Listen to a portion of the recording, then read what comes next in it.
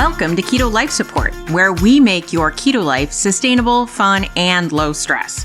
I'm Kim Howerton, and I'll be coming to you weekly with some of my keto besties to bring you the practical, real-world keto advice that you need. Quick disclaimer, I am not a doctor, and even if we do have a doctor in the house from time to time, he or she is not your doctor, and nothing we say on this show should be taken as medical advice. Always check in with a trusted medical professional about your own personal medical concerns. Hello and welcome to Keto Life Support. This is Kim Howerton with episode 136, Losing Weight Over the Holidays.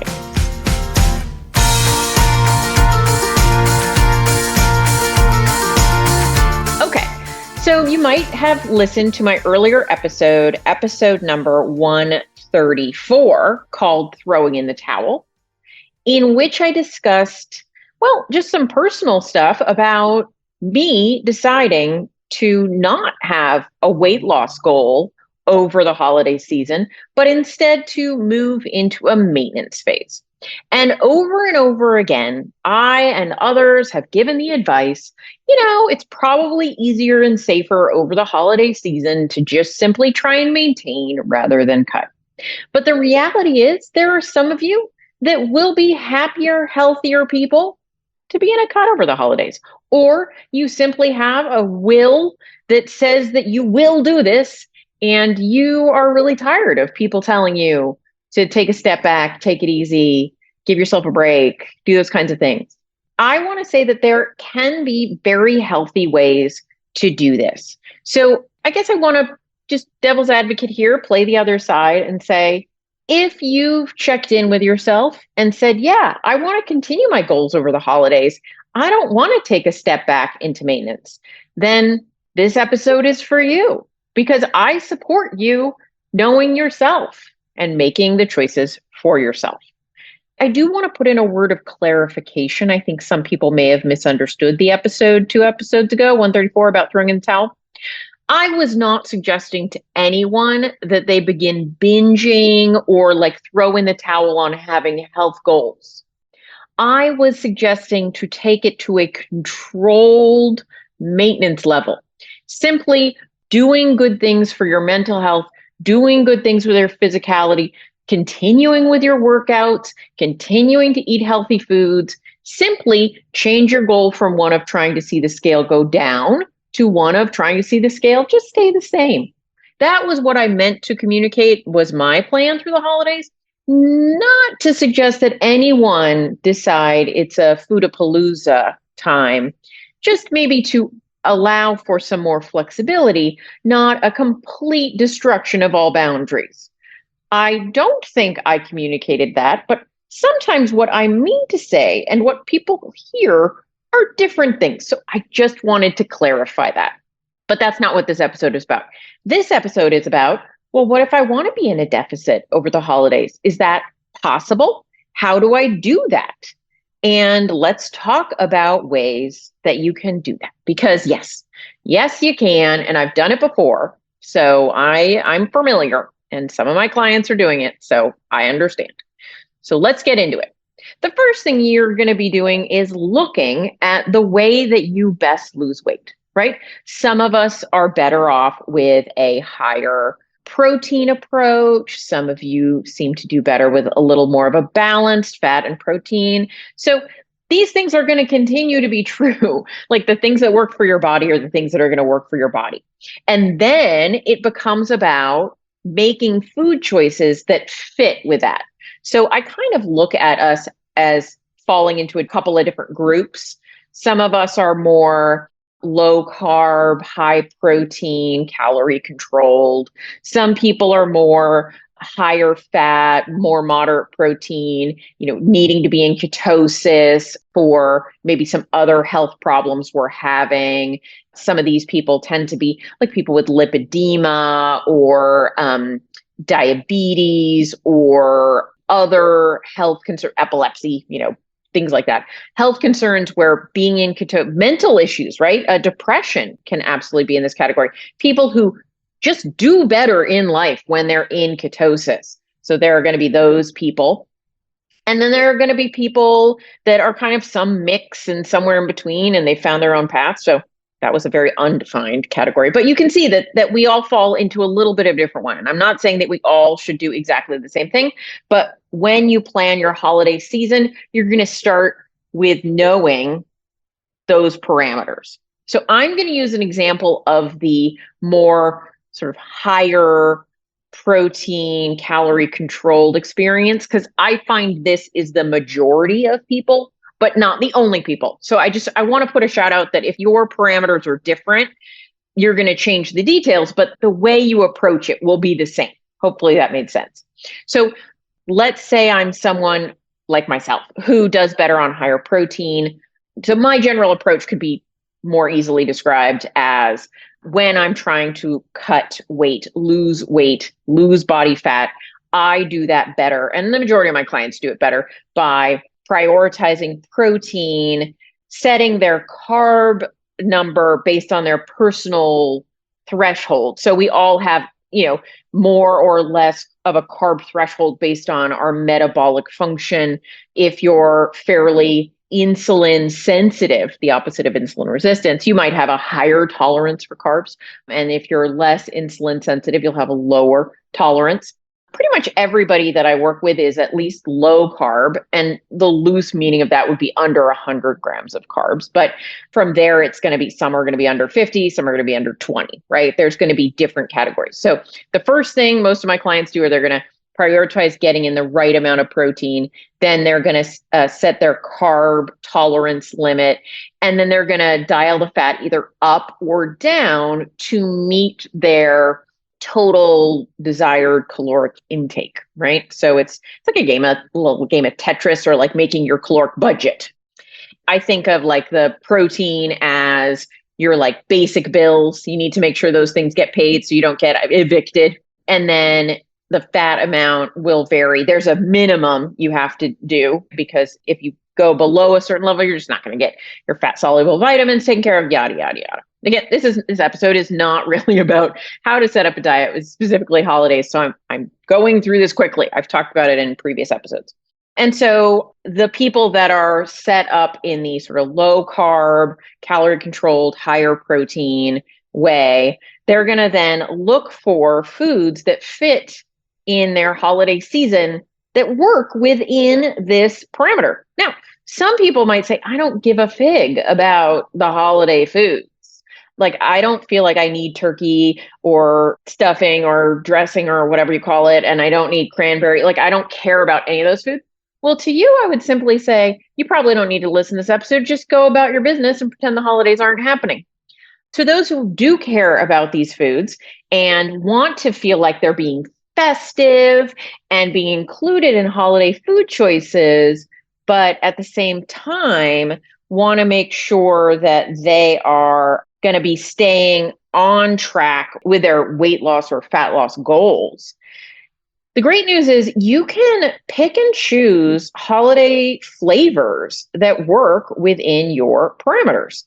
As an example, last year when I was in a weight loss phase during the holiday season, my main meal for Christmas was, I had a bunch of turkey. I made some, what do they call it? Gravy, but I made it with less butter in it. So it was more flavor and bone broth, a little bit of butter, but more flavor, bone broth, and a little bit of some, what do you call that? Konjac flour for a thickener. It's not a real, it's just, they call anything that's powdered a flour. And that was a lot of flavor to add to turkey. And I did a lot of turkey breast.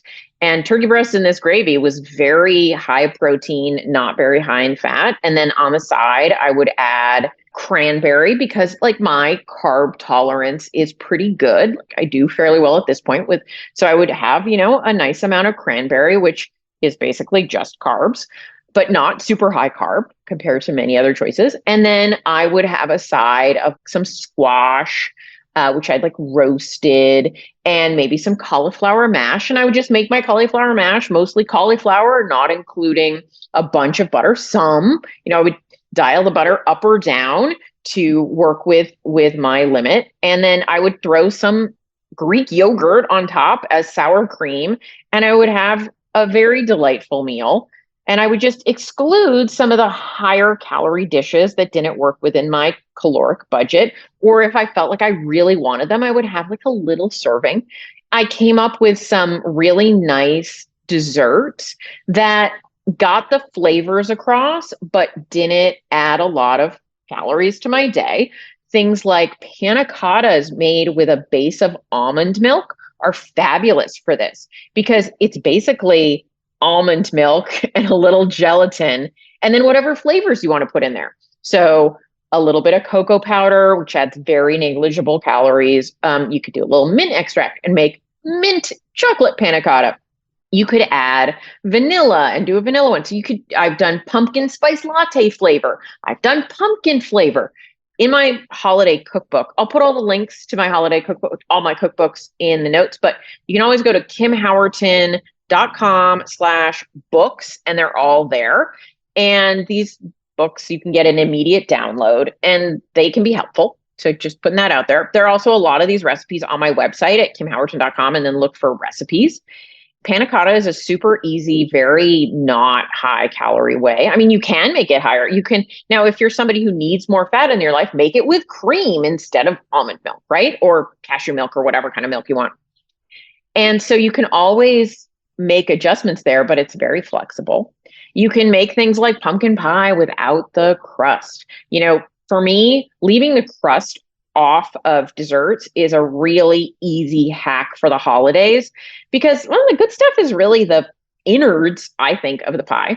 And whether you're trying to save on calories or you're trying to not eat oxalates because almond flour is very high in them, or you're trying to eat fewer carbs, well, nuts add carbs to the dish, right? So whatever your goal is, there are ways to adapt a recipe. And a really simple one is either choosing recipes that don't have a crust or leaving the crust off. So you make the pumpkin pie filling, but not the crust, or you make the pecan pie filling, but not add the crust, right? A pecan pie is going to be still fairly caloric or fairly high in carbs when you get to the end of it. But by omitting the crust, you're saving yourself that level. Now, if you're like, hey, I love the crust, it's my favorite part. Well, maybe that's not where you save your budget, right? I just think of this all like budgeting. And so you just make strategic choices that fit within your macros. I will say this is a time of year that I do, if you're trying to be in a deficit, if you're trying to see a weight loss, then definitely tracking your macros is going to be very helpful. I'll let you in on a little secret of a future episode. I've been doing a lot more thinking about how to help people who hate tracking. I know I'm a big advocate for tracking.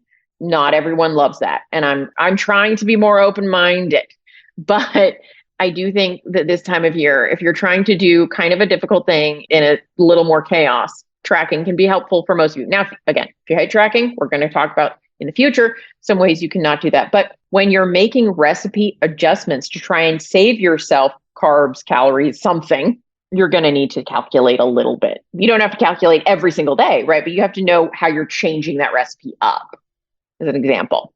So if you know the recipe usually has X amount of carbs and X amount of fat and X amount of protein, and you're like, hey, my goals are to increase my protein and decrease my carbs and decrease my fat, then you're going to want to know how that recipe should be changed. So that will require a little paying attention to those macros. Now, let's say you're somebody who isn't super high protein and you're more high fat, but you're also trying to make choices that you want to make some adjustments. Maybe you noticed your carbs seem to be going a little high and you're afraid over this holiday season, your carbs are going to be higher than you want. So first, you're going to have an honest discussion with yourself about what that means, right? Because things like cranberry, they add carbs. Things like crusts on your pies, they add carbs. Things like including baked goods, they add carbs. So look at the things you're eating, the foods that you're looking forward to that tend to be a little higher on the carbs. And then you're going to have to make some strategic decisions. Which one of these things really matter to you? And which ones could you swap for something else? So we're just making those kinds of strategic decisions about things we want to include, things that are very important to us, and things that are maybe let goable. I can let go of eggnog. I like it, but I'm not feeling I feel like my holiday season will still be complete without it. Just a random example.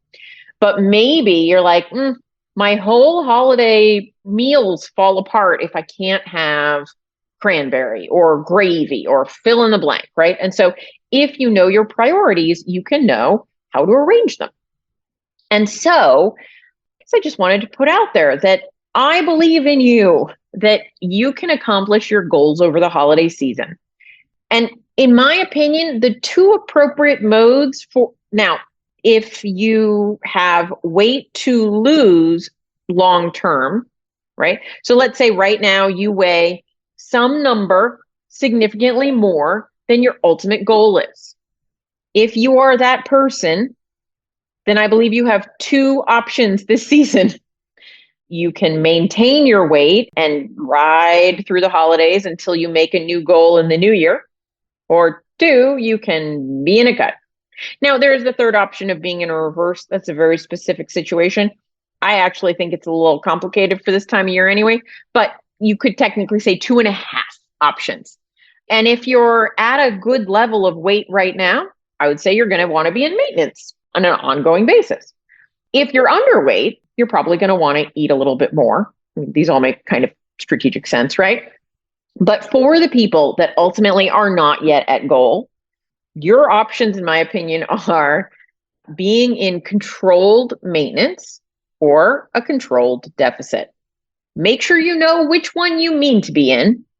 Make sure you're realistic about your pace, because the worst thing I think you can do is pretend that you can handle a deficit right now and then just constantly fall off the wagon, cheat, fall headfirst into the cheese tray, headfirst into the desserts, over and over, binge restrict, and feel completely out of control like a terrible loser. And all of your demons are going to come and get you. That is what I want everyone to avoid. So being realistic about what you can afford right now, what you can do, what you can manage, it's a big part of why I talked about throwing in the towel and going to maintenance. Because at maintenance, you're on a safer footing than you are in a cut. Just tends to be true. On YouTube, I got a response about throwing in the towel where somebody said, are you giving up?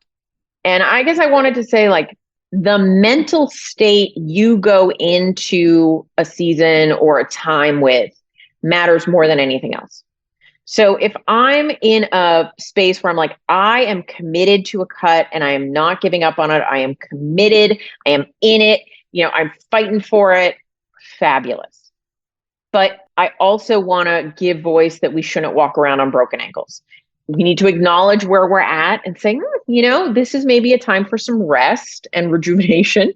And I'm going to just take stock here and live to fight another day. Because for me in my life, I want there to be the two main speeds of maintenance and cutting. And over restricting and binging is something I want to set my life up to avoid. And I want to set other people's lives up to avoid. Well, I want them to set up their life to avoid. I can't set up your life. I can only be so codependent, people. So my strategies that I'm talking about at the end of the day is just to be real with yourself, but also to know that you never have to give up on yourself. You never have to say, F it, I'm eating for 3 this holiday season, me, myself, and I. And I'll just sort it out in January when everyone is on a diet. I implore you to not do this.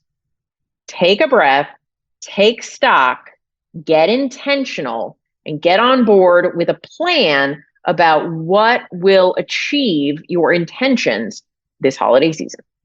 So here is the other side of throwing in the towel. What do they call it? Picking up the gauntlet and saying, challenge accepted. Plans made, I am on it, and I am in it to win it this holiday season. It's actually, in my mind, really just a continuation of the same thing as I talked about 2 episodes ago, throwing in the towel. It's all on the same road. Knowing yourself, knowing what the right path forward is, making a plan that will work with that path, and seeing it through. So best of luck through this season. I'm here if you need me. Take care. Talk to you next week. Thank you so much for joining us for this episode of Keto Life Support.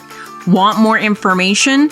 Want show notes? Want to suggest a topic? Just head over to ketolifesupport.com. That's where all that kind of thing can go on. By the way, I have a request. If you could go to your podcast host and hit subscribe, we would really, really appreciate it. And what would be even more awesome is if you could write a review. And what would be even more awesome than that is if you could write like a really flattering review. Just asking, you do you. All right. So thanks so much for joining us. I'm thrilled that you're part of the Keto fam. Talk to you soon. Bye-bye.